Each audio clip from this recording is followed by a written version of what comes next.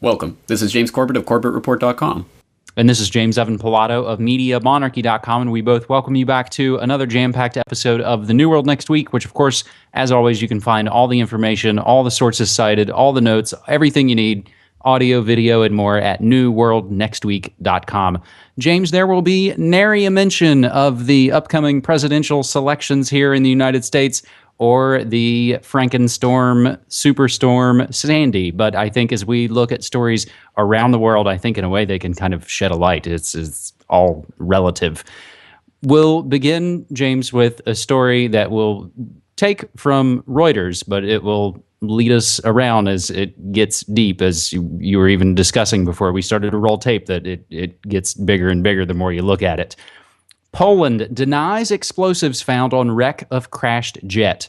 Polish prosecutors denied a newspaper report that investigators found traces of explosives on the wreckage of the government jet that crashed in Russia 2 years ago, killing Poland's president, Lech Kaczynski, and 95 others. The Polish daily newspaper said on Tuesday that investigators who examined the remains of the plane in Russia found signs of TNT and nitroglycerin on the wings and in the cabin, including on 30 of the seats.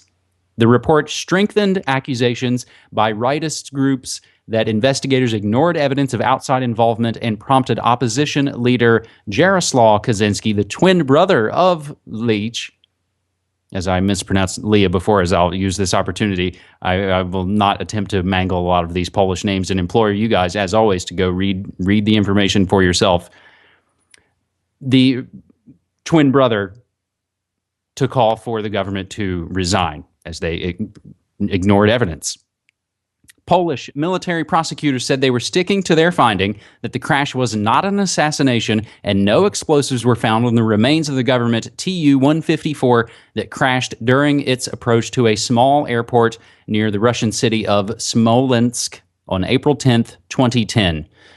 It is not true that investigators found evidence of TNT or nitroglycerin, quote unquote, said a colonel from the military prosecutor's office. Now, James, that's the Reuters report from October 30th. But wait, if we go the day before, October 29th, Russia Today reports that a Polish parliamentary investigation into President Kaczynski's plane crash in Russia in 2010 is considering witness protection. A flight engineer set to deliver critical testimony was found hanged in his house in Warsaw. As news of the death hit the headlines, the head of the Polish Parliamentary Commission looking into the crash said that the hanged was one of the two key witnesses in the case. So now with him dead, they're basically putting the last key witness, or should be put, into protective custody. James, what do we make of this? Well, if it's true that where there's smoke, there's fire, it's probably also true that where there's traces of explosives, there's explosives. Or at the very least, we should be looking into this. And the latest suicide, supposedly, of this critical witness is just another twist in an investigation that has been really, really quite fascinating. And I must admit that I myself am only really starting to dig into this at the moment. There's so much to really explore with this, but there's definitely something very suspicious about all of this. And for an excellent source on this, I'm going to point people to a website called doomedsoldiers.com. I'll put the link in the notes for this edition of New World Next Week. And it has an excellent timeline of this crash going back to 2009, talking about some of the events leading up to it, including the fact that the Tu-154 in question, the actual renovation and overhaul of that aircraft was sourced out to a company owned by Oleg Deripaska, who happened to be someone who had been investigated for ties to money laundering and the Russian mafia, and he had his U.S. visa revoked in 2006. The engine overhaul was done by a company owned by Sergei Chemezov, who happened to be a former KGB agent who worked undercover in Dresden and who lives next door to Russian President Vladimir Putin. And when you start to look into the investigation itself and how that came together, it was decided, despite the fact it was a military craft, they were going to use ICAO regulations for the investigation, which means since it happened on Russian soil, Russia would be in charge of the investigation. Medvedev appointed a special counsel to look into it, and who did he appoint to head that special counsel? Vladimir Putin. Oh yes, the most arm's length observer of all of this. So there's some very deep ties here, and it goes into all sorts of things. I'm really just getting into the research, the heavy nitty-gritty research of this myself. So let's call on the listeners and viewers out there. If you have any good sources on this, by all means, please direct them to me. I'm probably going to be doing a podcast episode and or radio show or something on all of this research, because it really does start to get very deep very quickly. And I will also plead ignorance of the pronunciation of these Polish names, so when and if you hear me trying to mangle any of them, please forgive me. But absolutely, I hope people are keeping their eye on this story, because I think this is extremely interesting, and especially with this suicide, I think things are going to start getting even more interesting. James, can we speculate at all of why the president would have been taken out? One of the theories going around, he was on his way to a ceremony that was honoring a massacre that took place in the Khaddin Forest back in 1940, that the USSR had always vehemently denied ever took place. They denied any responsibility for it. 20,000 Polish soldiers were slaughtered by Russian special forces. USSR always denied it, but recently, from what I understand, the Russia has admitted that Stalin, in fact, did order that massacre. So the president was actually on the way to a ceremony to commemorate that, and ended up crashing in the very forest where that massacre took place. Just a crazy, crazy series of events. There are other connections going on. I'm sure it goes deeper than that, but I'm just starting to look into this myself, as I say. James, our second story, we leave Poland and head to Canada, where I have this posted to my own foodworldorder.com. Ocean-Fertilization experiment to make waves at United Nations meeting. British Columbia's GeoUngineering attracts worldwide attention. We'll take this from the Brandon Sun. Canada may be called onto the carpet this week as nations gather in the United Kingdom to negotiate the terms of an international treaty to regulate the controversial practice of geoengineering. A First Nations salmon restoration group in Haida, Kauai, has attracted worldwide attention after dumping more than 100 metric tons of iron into the Pacific Ocean in a process known as ocean-fertilization. Many scientists from around the world have condemned the unsanctioned experiment, and the federal government says it is investigating. But Canada is a hotbed of geoengineering, says a watchdog group, and has been involved in similar experiments in the past. Geoengineering is the deliberate modification of the environment as a means of combating climate change, James.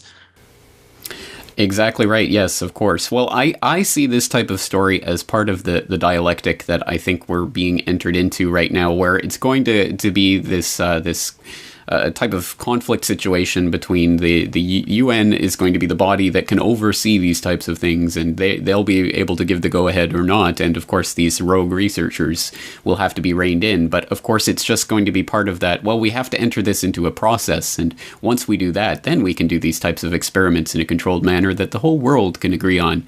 And of course, the question of whether or not we want this at all ever taking place, or why we would want it taking place, is probably not going to be really delved into too deeply, or if it is, it's going to be entered into that dialectic, so at least the idea gets entered into the public consciousness.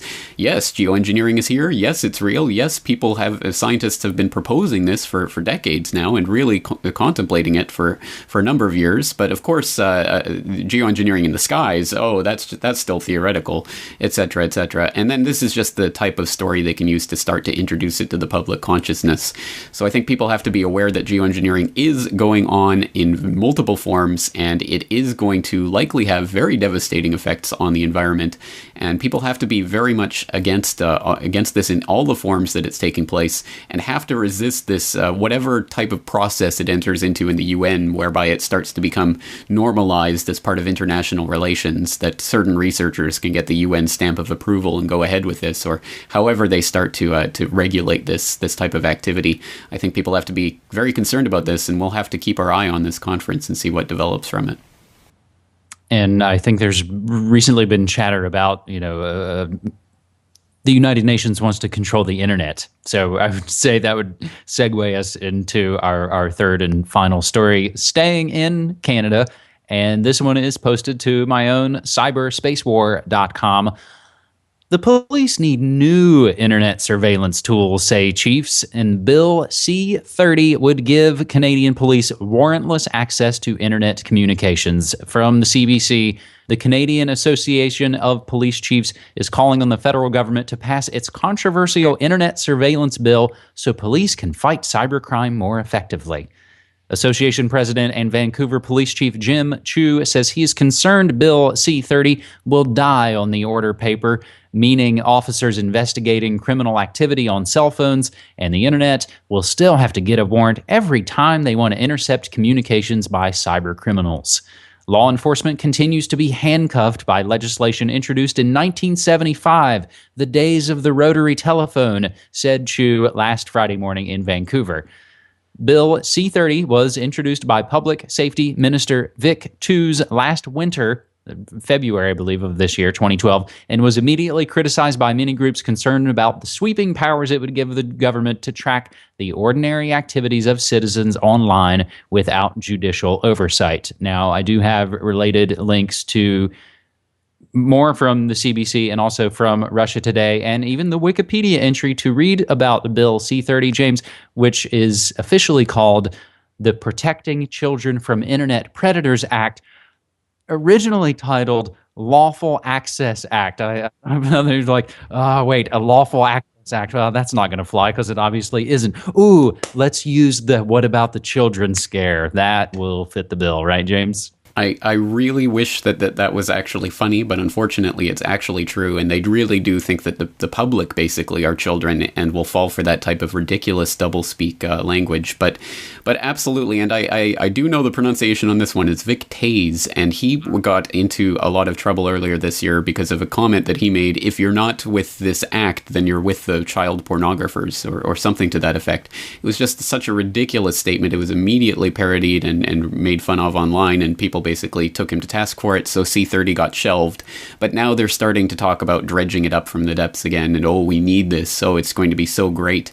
And exactly as you indicate, just last week the UN came out saying that the internet is just too open, and thus terrorists can use it, and thus we need to clamp down on the internet. So unfortunately, this is not an isolated phenomenon in Canada, as you know there in the United States, and people around the world know in their own localities.